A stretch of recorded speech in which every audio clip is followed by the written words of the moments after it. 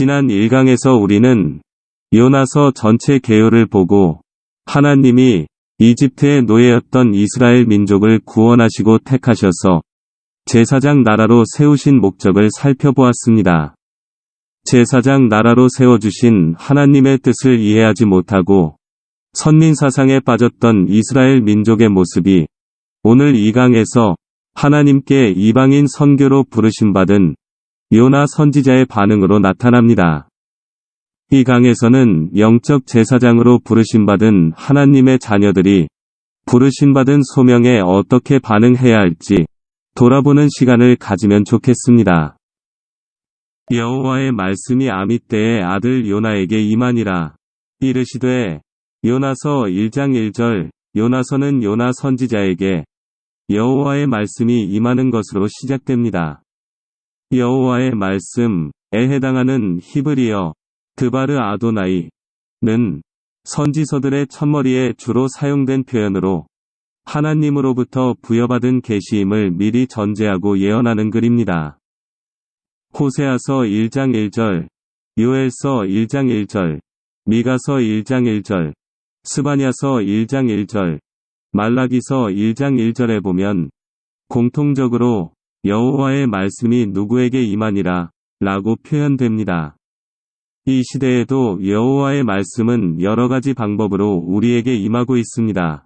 성경의 말씀을 통해, 목회자 같은 사람들을 통해, 마음에 주시는 성령의 감동을 통해, 상황과 환경을 통한 자연 계시를 통해 이 시간에도 하나님은 우리에게 말씀하시고 부르십니다.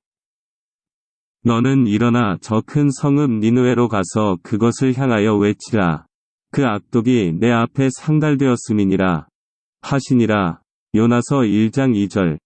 요나 선지자는 하나님으로부터 아수르의 수도인 니느웨에 가서 여호와의 말씀을 전하라는 소명을 부르심받게 됩니다. 열왕기하 19장 26절과 창세기 10장 11절 말씀에서 니느웨는 아수르의 수도로 노아 홍수 직후에도 있었음을 알 수 있습니다.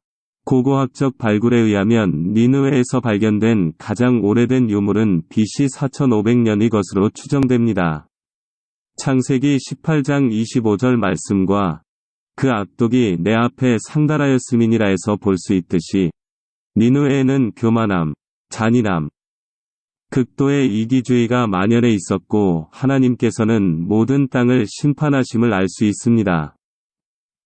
우리 하나님의 사람들에게는 어떤 환경이든 어느 때든 크게든 작게든 하나님의 콜링, 즉 하나님이 이 땅에 보내신 목적과 부르신 소명이 있습니다. 성경에서도 보면 하나님께서는 실제로 특정한 일을 위해 모든 이들은 아니라 할지라도 사람들을 부르십니다.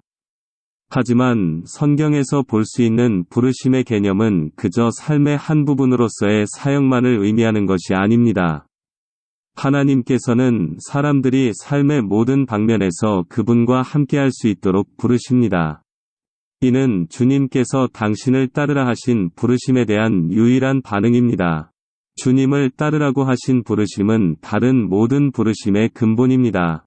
하지만 주님을 따르라는 부르심은 교회의 전문 사역자가 되라는 것보다 각자 자기가 있는 그곳에서 동일한 깊이와 헌신으로 그리스도를 따르라는 부르심을 받았다고 할 수 있을 것입니다. 우리가 그 부르심을 느낄 때 엠마오 동산에서 예수님이 말씀을 풀어주실 때 느꼈던 뜨거운 감동이 우리 안에 넘쳐나게 됩니다. 미국 이민 초기에 사업은 어려워지고 재정적으로 참 힘든 시간을 보낼 때였습니다. 그런 상황에서 아프리카 단기 선교팀에 조인하라는 마음을 강하게 받았습니다. 생활비조차 근근히 이어나가던 상황이었는데 선교팀의 단체 티켓팅을 도와주던 여행사에서 오늘이 티켓팅 할 수 있는 마지막 날이라는 연락이 왔습니다. 고민 끝에 크레딧 카드로 3,000불짜리 비행기 티켓팅을 해버렸습니다. 다음 달에 갚아야 할 카드 빚이 불안하기도 하고 허탈하기도 한 마음으로 집으로 들어가며 습관적으로 메일 박스를 열어보니 편지 한 통이 놓여 있었습니다. 편지 봉투 안에는 어느 교인이 보내주신 3,000불 체크가 들어 있었습니다. 방금 전에 비행기 티켓팅한 것과 동일한 금액이었습니다. 그날 깨달은 것은 선교 사역은 내 힘이나 능력, 재정과 사람이 준비되어 있어 하는 것이 아니라 하나님이 마음에 감동을 주시는 자들을 통해 사람이 보내지고 하나님이 마음에 감동을 주시는 자들을 통해 재정이 흘러가 채워진다는 것이었습니다. 그리고 단기 선교를 다녀온 뒤 앞으로 제가 무엇을 위해 살아야 할지, 무엇을 위해 비즈니스를 해야 할지 목표도 뚜렷해졌습니다. 이 부르심에 대한 반응을 함으로써 저의 인생관이 바뀌고 그 뒤에 선교부장을 맡게 되어 자비량 선교 원칙의 교회 선교 정책을 추진할 수 있었습니다. 그렇지만 대부분의 사람들은 이런 부르심이 부담스러워 피하거나 편하게 살다 보면 자기의 소명을 모른 채 그냥 지나가게 됩니다. 그러나 요나가 여호와의 얼굴을 피하려고 일어나 다시스로 도망하려 하여 욥바로 내려갔더니 마침 다시스로 가는 배를 만난지라. 여호와의 얼굴을 피하여 그들과 함께 다시스로 가려고 뱃삭을 주고 배에 올랐더라. 요나서 1장 3절. 성경에서 유일하게 이방인 선교로 하나님의 부르심을 받은 선지자도 요나이고 유일하게 하나님의 부르심에 거역하고 도망친 선지자도 요나였습니다. 여호와의 얼굴을 피하려고 애해당하는 히브리어 타르시사 밀리프네이 아도나이가 2번이나 반복되어 요나가 여호와의 명을 거역하고 달아나려는 것이었음을 명확히 보여줍니다. 요나 선지자는 당시 북이스라엘을 괴롭히는 위협적인 존재인 아수르의 수도 니느웨 성에 하나님의 말씀을 전하라는 부르심이 부담스럽고 싫어서 여호와의 얼굴을 피하기 위해 니느웨와 정반대 방향이고 당시의 땅끝이라고 생각했던 다시스로 도망갑니다. 다시스로 가기 위해 욥바 항구로 갔던 요나는 신기하게도 마침 다시스로 가는 배를 만납니다. 때론 피하고 싶은 부르심에 대한 부담감이 있을 때 우리는 환경을 보고 피할 수 있는 명분을 만들 때가 있습니다. 하나님은 내 형편과 사정을 아시니까 내 마음과 행동을 이해하시는 거야 라고 합리화하며 그리고 요나처럼 배 밑창에서 편안하게 잠이 듭니다. 여호와께서 바다 위에 큰 바람을 보내시니 파도가 높게 일어 배가 부서지게 되었습니다. 뱃사람들은 두려움에 빠져 각자 자기 신에게 부르짖었습니다. 사람들은 짐을 바다로 내던지며 배를 가볍게 만들어 가라앉지 않게 했습니다. 그때 요나는 배 밑창에서 잠자고 있었습니다. 요나서 1장 4절에서 5절. 요나가 도망했지만 하나님은 자연을 통해 당신의 뜻을 전하십니다. 큰 바람을 보내 파도를 높게 일으키는 자연현상까지 동원하여 요나의 길을 막으시고 순종을 유도하는 것은 하나님의 은혜라고 할 수 있습니다. 하지만 하나님의 얼굴을 피해 도망치는 요나는 가능한 한 자신을 깊이 숨기려는 심정으로 배 밑층으로 내려가 있습니다. 하지만 그 이유를 모르는 뱃사람들은 두려움에 빠져 각자 자기 신에게 부르짖습니다. 일본 선교를 하고 있는 선교사의 말을 들어보면 일본 사람들은 모든 자연과 물건에 신이 있다고 믿기 때문에 복음을 전하기가 힘들다고 합니다. 모든 것에 신이 있다고 믿으니 하나님도 많은 신 중에 하나로 보고 받아들일 수는 있지만 유일신으로 받아들이라는 것은 거부한다고 합니다. 예수님이 유일한 구원의 길이라고 말하면 예의 없는 사람으로 취급받기 때문에 복음을 전할 때에는 사전에 상대방에게 허락을 받고 나서 전할 수 있다고 합니다. 이렇게 세상 사람들은 자연을 창조하고 조정하는 분이 누구인지 모르니 구원이 어디로부터 오는지 모르고 불안한 삶을 살게 됩니다. 배의 선장이 와서 요나를 보고 말했습니다. 어찌하여 잠을 자고 있소? 일어나서 당신의 신에게 부르짖으시오. 혹시 당신의 신이 우리를 생각해 주어 우리가 살아날지도 모르지 않소. 요나서 1장 6절. 세상 사람들은 다신교적인 배경을 가지고 가능한 한 많은 신들에게 기도해야 할 것으로 생각해서 자고 있는 요나를 깨워 기도해달라고 합니다. 우리가 내색을 안 하고 세상과 적당히 타협하며 살고 있어도 세상 사람들은 보통 때는 찾지 않다가 힘들고 어려운 일이 있을 때는 누군가 중재자로, 희생양으로, 해결사로 역할을 해주길 기대합니다. 보통 세상 사람들은 자기가 보고 싶은 것만 보고, 자기가 듣고 싶은 것만 듣고, 자기가 하고 싶은 말만 하기 때문이지요. 자신이 의식하던 안 하던 모든 사람들은 하나님의 사람들이 나타나 주기를 갈망합니다. 언젠가는 썩어 없어질 저의 몸도 지금은 육체의 감옥에 갇혀 꼼짝할 수 없지만 앞으로 영광의 자유에 이를 제 영혼은 소망이 없는 자들보다 더 평안하고 자유로워 그분들에게 희망과 도전이 된다고 합니다.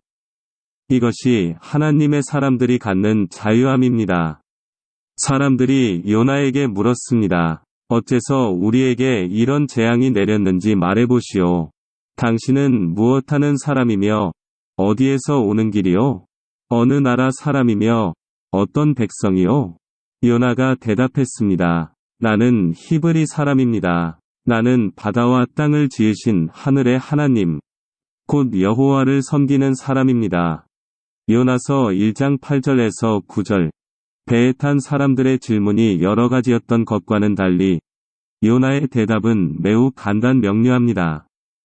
자신이 히브리 사람인 것과 바다와 땅을 지으신 창조주로 여호와 하나님을 소개하며 자신의 신관을 명확히 밝힙니다.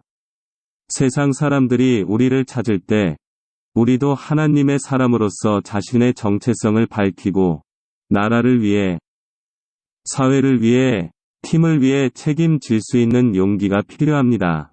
의로 해주고, 희생하고, 해결해주고, 자신의 것을 흘러보내는 피스메이커, 이신 예수님의 DNA를 타고난 사명자들이기 때문입니다. 나를 바다에 던져 넣으십시오. 그러면 바다가 잔잔해질 것입니다. 나 때문에 이런 큰 폭풍이 몰려왔다는 것을 나도 알고 있습니다. 요나서 1장 12절. 사람들은 요나를 바다에 던졌습니다.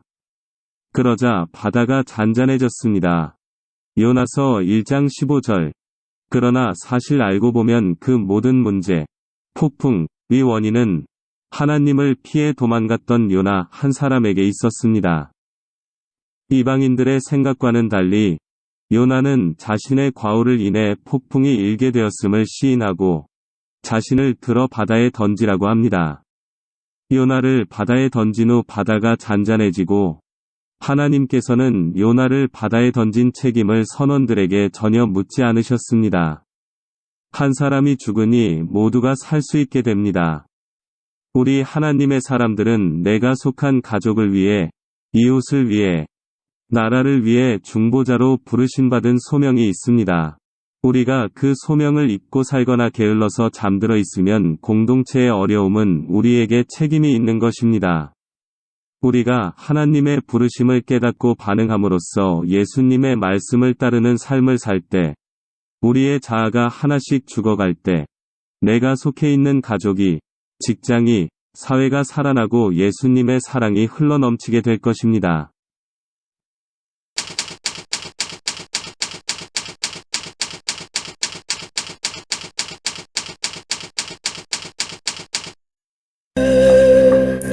저는 8년차 북한 선교사입니다. 그렇다고 저는 원래부터 선교사는 더더욱 아니었습니다. 저는 여러분들처럼 평범한 이민자의 한 사람이었습니다. 평범한 직장인으로서 직장 생활을 하며 아내와 함께 열심히 일하며 또 교회에서 이것저것 열심히 봉사하며 자녀들을 양육하는 그런 사람이었습니다. 3대째 예수를 믿는 집안에서 성장하였었지만 저의 신앙의 현주소는 형편없기 짝이 없었습니다. 매일 큐티를 한다고 했지만 성경 속 말씀은 나의 일그러진 성품조차 바꾸지 못하는 능력 없는 문자에 불과하다는 생각이 들 정도였습니다. 나는 나의 모난 성품 때문에 사랑하는 자녀들과 아내에게 상처와 아픔만을 주기를 반복하는 삶의 여정이 너무 싫었습니다. 그러던 어느 날 퇴근길 나는 집으로 가지 않고 집을 지나쳐 뒷산 초라하고 작은 호숫가를 찾았습니다. 그리고 주님께 기도하기 시작했습니다. 주님, 저는 주님을 믿는다면서도 주님을 만난 적이 없는 것 같습니다. 주님께서 나를 사랑하신다고는 하지만 나는 느낄 수 없습니다. 주님, 나를 만나주시고 내게 말씀하시옵소서. 매일 그렇게 시작한 나의 특별한 큐티의 시간은 나의 인생을 송두리째 바꾸게 되었습니다. 며칠이 지나지 않아 주님께서는 그 인내하시고 자비로운 음성으로 나의 영혼을 어루만져 주시고 나를 고치기 시작했습니다. 그 이야기를 모두 나누자면 3박 4일 수양회를 해도 부족할 지경이어서 여기서는 여기까지만 하겠습니다. 그런 주님과의 개인적이고도 은밀한 만남을 이어가던 중 아마도 2010년 말쯤으로 기억합니다. 우리 교회를 찾아온 한 선교사님의 선교 보고를 금요 예배 때 만나게 되었습니다. 나는 그분을 따라 강 건너 윗마을을 가보고 싶다는 호기심 80에 20 정도의 단기 선교의 마음으로 그날 밤 나는 그 땅으로 가는 항공편을 예약하게 되었습니다. 예약 버튼을 누른 즉시 후회의 마음이 살짝 들기 시작했습니다. 휴가가 10일 이상이 필요하고 재정도 5,000불이 들어가며 두렵기도 했기 때문이었습니다. 그러나 환불이 되지 않는 저렴한 항공권이었기에 저는 그 길을 떠나지 않을 수 없었습니다. 한국을 거쳐 중국에서 다시 그 땅으로 가는 길은 멀기도 했지만 걸림돌이 연속이었습니다. 마침내 그날 나는 중국의 한 도시의 공항에서 그 땅으로 가는 항공편 체크인을 하고 있었습니다. 그러나 나는 그 항공기를 탈 수 없었습니다. 나의 여권이 내 손에 없었기 때문입니다. 그 나라 여행사 직원의 실수였습니다. 나는 그 항공기를 놓치고 말았지만 그 사건은 우리 주님의 세심한 드라마 연출의 시작이셨습니다. 나는 겁도 없이 그 땅으로 가는 기차에 홀홀 단신 몸을 실었습니다. 낡은 러시아산 3층 침대가 있는 국제열차에 차창 밖으로 펼쳐지는 그 땅의 사람들과 그 땅의 흙과 나무와 짐승들의 모습을 가까이서 너무나도 충격적인 모습을 낱낱이 보게 되었습니다. 8시간 내내 나는 흐르는 눈물을 멈출 수 없었습니다. 그 이야기를 나누자면 또 몇 시간이 걸릴 것 같아 그 이야기는 다음에 하기로 하고 넘어가겠습니다. 마침내 나는 그 땅에 도착했습니다. 내게는 그 땅의 사람들과 만나고 대화할 수 있는 제한적인 기회가 주어졌습니다. 그리고 짧은 그 땅에서의 여정을 마치고 중국행 항공기에서 내려다보는 그 땅의 모습은 말로써 형용할 수 없는 그런 모습이었습니다. 지난 며칠 동안 만났던 적지 않은 사람들의 모습과 아이들의 눈망울, 그리고 가는 곳마다 서 있는 황금빛 동상들, 위협적으로 그 땅의 작은 사람들을 내려다보고 있는 거대한 동상들이 주마등처럼 나의 뇌리를 스치고 지나가고 있었습니다. 내 눈에서는 뜨거운 눈물이 멈출 줄 모르고 흘러내리고 있었습니다. 그리고 이렇게 고백했습니다. 주님, 제가 이 땅을 그리고 이 사람들을 주님의 마음으로 사랑합니다. 주님께서 인도해 주신다면, 주님께서 발판을 마련해 주신다면 제가 이 땅으로 돌아오겠습니다. 그렇게 나의 첫 그 땅의 여행은 끝이 나는 듯 했습니다. 그런데 미국으로 돌아온 나의 삶은 이전의 삶과 사뭇 달랐습니다. 내가 눈을 감으면 그 땅의 사람들이 나의 꿈속을 가득 채웠으며 내가 눈을 뜨면 그 사람들이 생각났습니다. 그렇게 좋아하던 가족들과의 캠핑은 그날 이후 여태 한 번도 가보지 못했습니다. 섬기던 교회의 사역, 즐겁고 보람있던 직장생활도 더 이상 내게 아무런 의미도 없었습니다. 그리고 매일 매순간 내게 주시던 주님의 음성, 시간이 없다는 그 말씀만이 나를 온통 지배하고 있었습니다. 나는 그 말씀을 이렇게 해석했습니다. 아, 곧 그 땅에 큰일이 일어나겠구나. 그래서 시간이 없으니 빨리 길을 떠나라 고 해석하였었습니다. 그런데 그 해석은 참으로 나의 교만한 해석에 불과했습니다. 주님께서는 내가 너를 부르는데 너는 주저하고 있구나. 만약 네가 지금 순종하지 않으면 나는 다른 사람을 선택해서 그 땅으로 보내 나의 일을 할 것이다. 라는 말씀이었습니다. 주님께서는 오늘도 수많은 사람들에게 각자의 특별한 부르심으로 부르신다고 저는 확신합니다. 그 그러나 지체하지 않고 바로 응답하며 순종하는 사람은 그리 많지 않은 것 같습니다. 그래서 성경은 순종이 제사보다 낫다고 권면하고 있는가 봅니다. 나는 지금 행복합니다. 내게는 아무 근심이 없습니다. 전에 있던 미래에 대한 근심과 두려움은 내가 발을 내딛어 이 길로 나서는 순간 모두 소망으로 바꾸어 주셨습니다. 그래서 이 길로 떠난 것을 한 번도 후회해 본 적이 없습니다. 더욱 감사한 것은 아내에게도 저와 동일한 마음을 주님께서 주셨다는 사실입니다. 저는 앞으로도 이 길을 갈 것입니다. 행여 나의 삶이 끝나는 날까지 아무런 열매가 보이지 않는다 해도 실망하지 않을 것입니다. 주님께서는 그 열매를 이미 오래전에 보시고 나를 농부로 가꾸고 섬기는 자로 부르셨다고 확신하기 때문입니다. 요나와도 같이 당장에 순종하지 못할 이유들을 그분 앞에 열거하던 때가 부끄럽지만 그 역시도 주님께서는 이미 아셨으리라 믿습니다. 내게 부어주신 우리 주님의 그 크신 사랑과 은혜를 더욱 풍성히 누릴 수 있는 이 길을 끝까지 기쁨과 감사함으로 가리라 다짐해 봅니다. 감사합니다. 하나님이 우리를 부르심은 구원과 함께 거룩한 소명을 영원 전부터 은혜로 우리에게 주신 것입니다. 다시 한번 그 부르심과 소명을 되새기며 우리는 어떻게 반응했었는지 다음의 나눔을 가져보겠습니다. 각자 마음에 감동을 주시는 것을 가족이나 교우들과 서로 나눔의 시간을 가지면 좋겠습니다. 나눔 1. 내가 있는 이곳에서 어떤 부르심과 소명을 갖고 사는지 나눠보세요. 2. 요즘 가족이나 공동체를 위해 중보하고 있는 기도 제목을 나눠보세요. 함께 해주셔서 감사합니다.